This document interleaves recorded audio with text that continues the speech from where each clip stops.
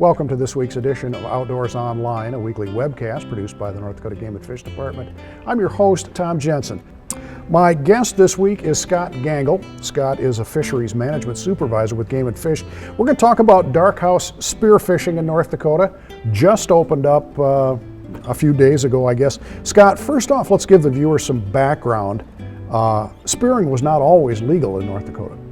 No, it used to be illegal to darkhouse spearfish, but then we had quite a few people who were interested in it, and due to popular demand, the legislature passed a bill saying that we were going to legalize darkhouse spearing, and we had our first season starting in 2001.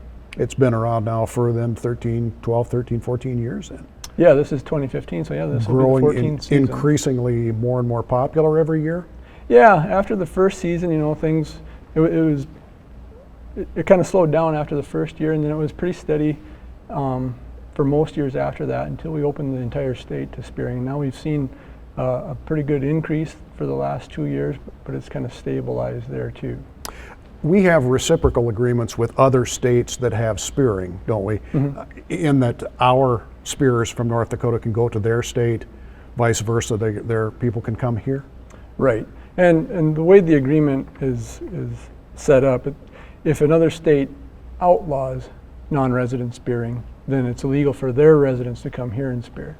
And so it's not necessarily a case of if they allow it, you can go there and do it. It's if they disallow it. Oh. Because there's a lot of states where darkhouse spearing isn't even possible. We get a lot of questions now with a lot of residents from southern states wondering if they can do it here because it's not allowed there, but it's not disallowed either. So if you're from Arkansas where they don't have ice, you can do it here too. Sure. It's a fascinating craft if you've ever seen it done or if you've ever done it yourself. Walk me through a typical day of darkhouse spearfishing.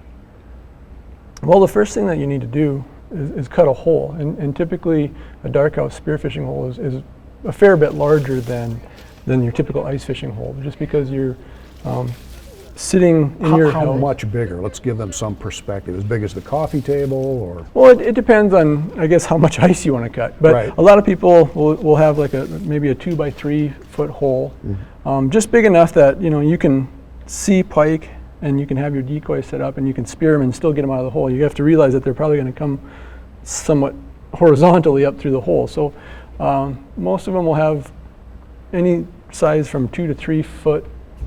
There is no limit on the size of the hole. That's one thing to keep in mind. So typically the first thing that they'll do is cut a hole, and a lot of times they'll have their darkhouse that they'll move over the top of the hole. They'll do something with that big chunk of ice. They have to pull the ice out of the hole, or some people will push it under the hole. Some people will just push it down and push it under the ice to get rid of that.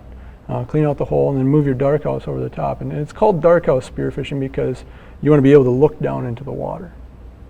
So most people will have a house, if it's an ice house, they'll have the windows covered up, or they'll have a tarp that doesn't allow sunlight through.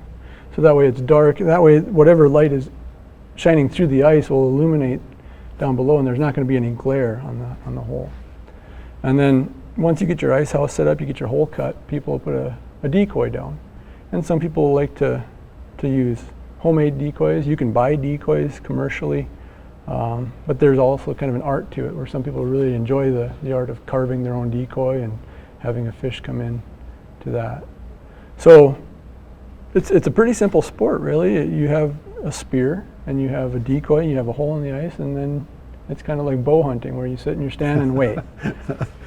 Right, and some people might have a misconception too when a fish comes in, takes a look at the decoy, is available to be speared. It's not a matter of rearing back and really letting go with the spear. It's a craft. Most of the spears that are built for it are heavy. There's a heavy metal head on it with the spear points, and then the handle is typically made out of iron as well. So it's heavy, and most of the time you just line it up and drop it and let it go straight down, and that'll go with enough force to penetrate the pike.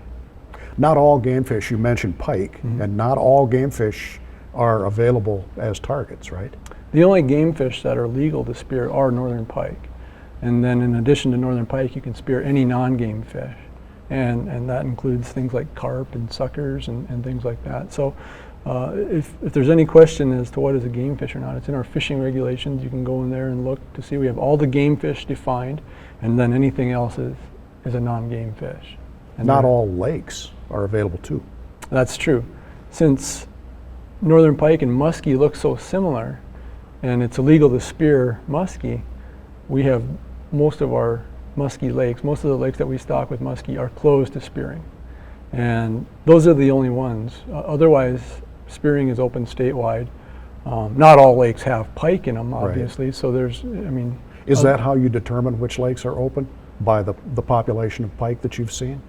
No, all lakes are open statewide. The only ones that are closed are the muskie lakes. All right. So you can spear, you can go out and sit looking through a hole in the ice on a walleye lake, but you're not going to see a pike there. So a good thing to do is look at our fishing lake list on our website or something like that and find out where the pike are and know which lakes have pike in them. The U.S. Fish and Wildlife Service just gave us permission to allow ice fishing on many of the refuges around the state, or some of the refuges around the state. Is spearing legal on the refuges?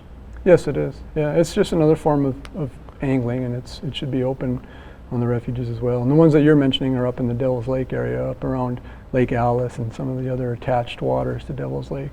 Okay. How about limits, daily possession limits? It's the same as if you were angling for pike. It's the same as any other type of fishing. So there's 5 daily and 10 in possession. And spearing is similar to angling, where the spear counts as a fishing rod. All right, can they use another line if they prefer in their spearing hole? Yeah, our winter regulations are a little bit different than summer, where you can use up to 4 lines in the wintertime. So your spear counts as a line, and then you can use 3 other lines, and you can fish through your Darkhouse hole, or you can drill some other holes outside and put some tip-ups out or whatever you want to do. Sure. You can also have a hook attached to your bait. So if you have a decoy down, for example, if you put a hook on that counts as a separate line, and then your spear counts as a line, so then you can have 2 lines out. Otherwise, you can also use live bait as a decoy, as long as it's the legal live bait that we have in North Dakota, which is fathead minnows, creek chubs, and brook sticklebacks. Or if you're in the Red River drainage, you can use live white suckers, but they're illegal across most of the rest of the state. Any other regulations people need to be aware of? Well, mostly, probably the most important regulation is that you mark your Darkhouse spearing hole at the end of the day as well.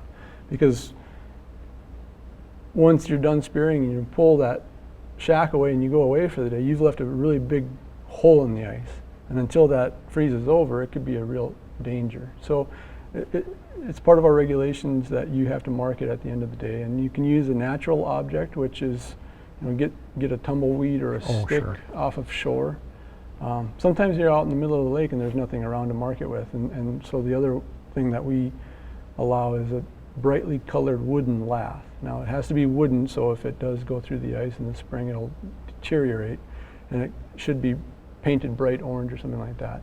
And what most people will do is, you have this big hole in the ice, they'll just drill a small hole next to it, not all the way through, and just put the slush and stuff in there and stick the object in there, and then it'll freeze in pretty well and won't sink through the ice and blow away, and it'll be there.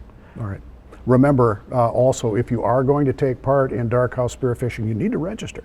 Yes, that's one of the requirements that we set up right away with the first season back in 2001. And what that allows us to do is track how many participants there are. And after every Darkhouse season, we do a survey of people who participated and who didn't. Well, everybody that registered gets a questionnaire, and then we can find out what the participation rates are. And we've been able to track participation, and we get a rough estimate of harvest and conditions out there. One of the conditions that people find to be a challenge is water clarity, because you're trying to see the pike, and so we can get an idea from people how well they were able to harvest pike and where they went, and we can find out where the harvest took place. We can ask them what lakes they were on and stuff. So that survey is really important, and that's another question that we get a lot from people: is why do I have to register in October? Why can't I do it right away when I buy a fishing license in the spring? I'll just register right away and get it over with.